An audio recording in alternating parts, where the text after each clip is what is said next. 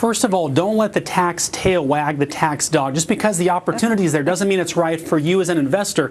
Let's look at if you want to make a charitable contribution, a practical way. Most people think let's write a check for it.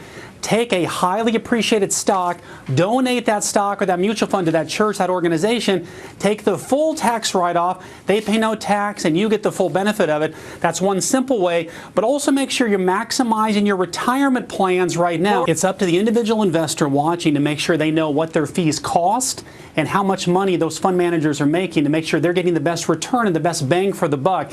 You can't just rely on other people to make these decisions for you.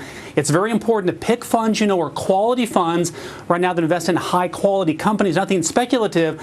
Make sure it matches your goals, your risk tolerance, and you're comfortable with the ups and the downs. Read those prospectuses, as boring as they may be, but make sure it fits your risk tolerance. Just because it's right for this person may not be right for your personal situation. Right. The temptation, Jerry, is always to ride that hot stock as long as you can. Yeah. What I find is diversification beats greed almost every single time.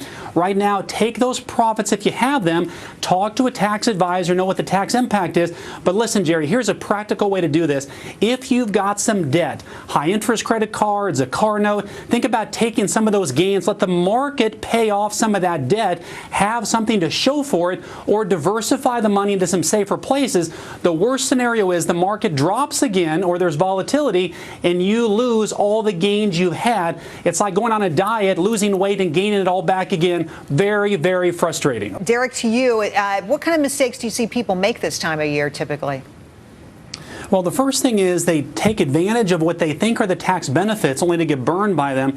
As we talked about, making sure you're funding your retirement accounts, but also making sure you're strategic about taxes. Let's say you own a business and you want to take advantage of a small business deduction. You may buy a piece of equipment just to get the tax break, but you realize, wait a minute, I can't afford this piece of equipment anyway.